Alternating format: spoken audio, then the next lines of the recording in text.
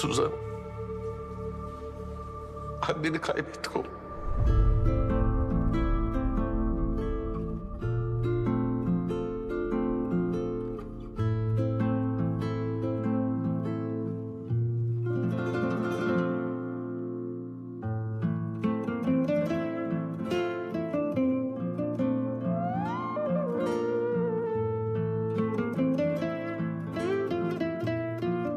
Nasıl ya? Benim annem.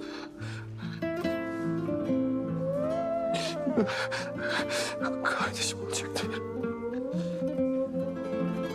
İkisini de kaybettik.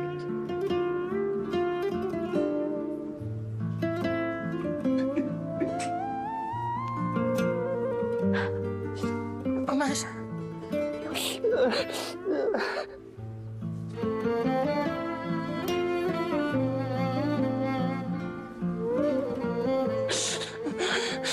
Anne gitti. Anne. Anne gitti. Anne gitti. Anne gitti.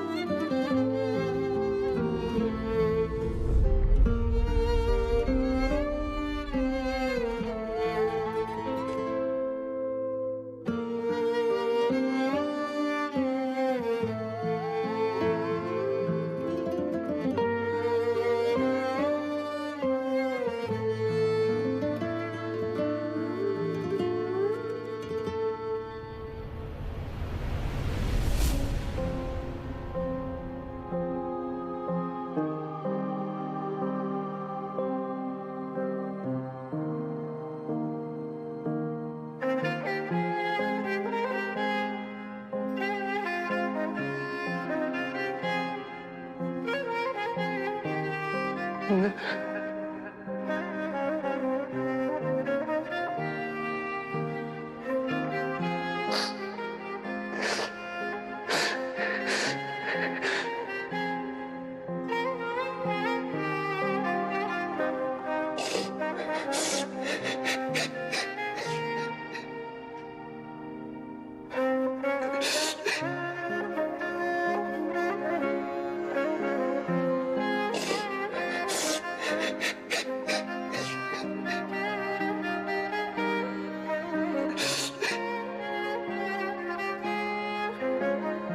Anne.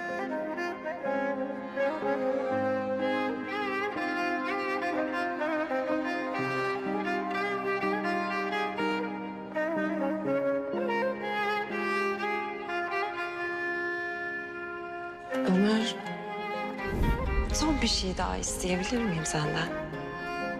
Tabii. Sana sarılabilir miyim? Olur.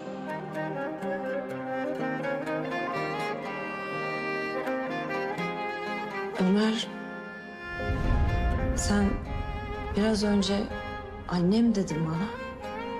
Galiba. Annemsiniz ama.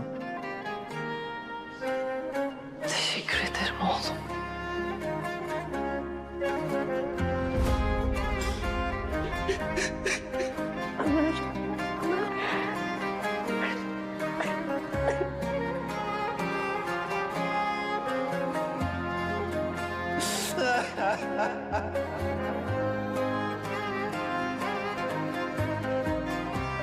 Anne. Benim için çok uğraştın. Çok teşekkür ederim. Canım oğlum. Canım her zaman, her zaman. Ay şimdi o böyle küçücük minnaktır ya. Fasulye tanesi kadar var mıydı? Yani az çok diyelim. Yine abi oluyorum be.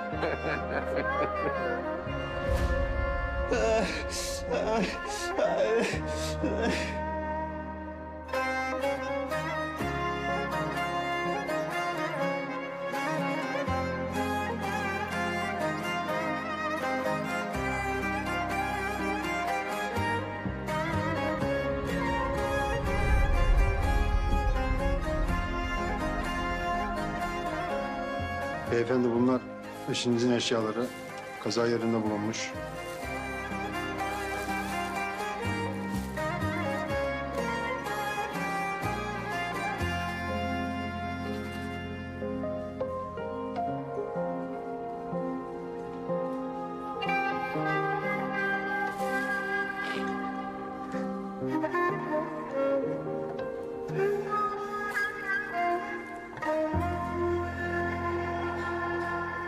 Oğlum bunları sen sakla.